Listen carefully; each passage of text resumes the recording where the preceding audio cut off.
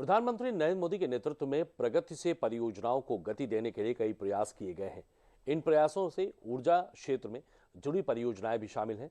इसी कड़ी में गुजरात में भोज पुलिंग स्टेशन में बनासकांठा तक इंटरेस्ट ट्रांसमिशन सिस्टम परियोजना को लागू किया गया। देखिए रिपोर्ट।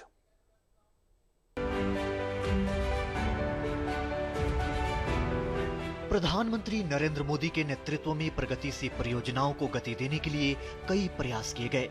इन प्रयासों में ऊर्जा क्षेत्र से जुड़ी परियोजनाएं भी शामिल हैं। भारत के स्वच्छ ऊर्जा संक्रमण को गति देने के लिए ग्रीन एनर्जी कॉरिडोर कार्यक्रम की परिकल्पना की गई थी। इसी कड़ी में गुजरात में भोज पुलिंग स्टेशन से बनासकांठा तक इंटर स्टेट ट्रांसमिशन सिस्टम परियोजना को लागू किया गया। करीब 2247.37 करोड़ की लागत वाली इस परियोजना के अंतर्गत लगभग 289 किलोमीटर लंबी 765 केवी डबल सर्किट ट्रांसमिशन लाइन का निर्माण किया गया। साथ ही भुज में 765/400/220 केवी सब स्टेशन स्थापित किया गया, जिसकी कुल क्षमता 4000 MVA है। हालांकि परियोजना के रणनीतिक महत्व को देखते हुए इसे सितंबर 2018 में प्रगति तंत्र के तहत माननीय प्रधानमंत्री द्वारा समीक्षा के लिए लिया गया।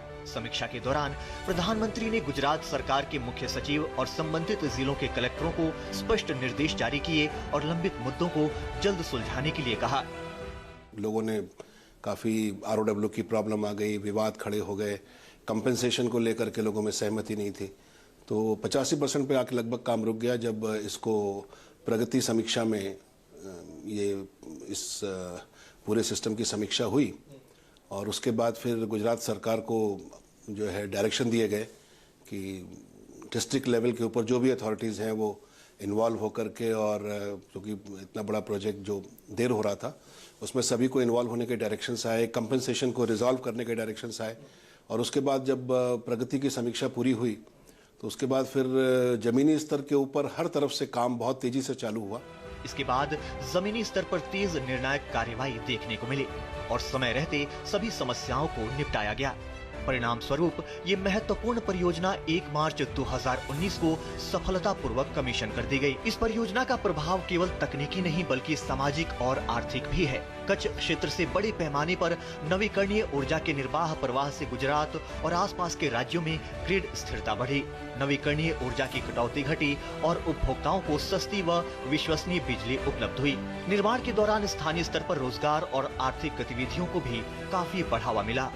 इस प्रोजेक्ट के पूरा होने से गुजरात और उसके आसपास की जो पूरी विद्युत की व्यवस्था थी, ग्रिड की स्टेबिलिटी बहुत इफेक्टिव हुई। लोगों को कर्टेलमेंट जो हो रहा था पावर का, क्योंकि पहले पूलिंग में पावर तो आ रही थी लेकिन चूंकि आगे निकल नहीं पा रही थी इसलिए जनरेशन का भी कर्टेलमेंट हो रहा था, तो लोगों को ही नुकसान नहीं था, साथ ही साथ जो इन्वेस्टर्स हैं, जो प्रोजेक्ट बनाने वाले हैं, उनका भी इवैक्यूएशन नहीं हो पा रहा था, वो नुकसान में चल रहे थे, वो भी सब खत्म हुए। कुल मिलाकर भोज बनासकांठा ISTS परियोजना प्रगति की सफलता का सशक्त उदाहरण है, जिसने जटिल प्रशासनिक और जमीनी चुनौतियों को समन्वित कार्यवाही में बदलते हुए समय पर एक रणनीतिक हरित ऊर्जा परियोजना को साकार किया और भारत के स्वच्छ ऊर्जा भविष्य को मजबूती दी। Bureau report, DD news.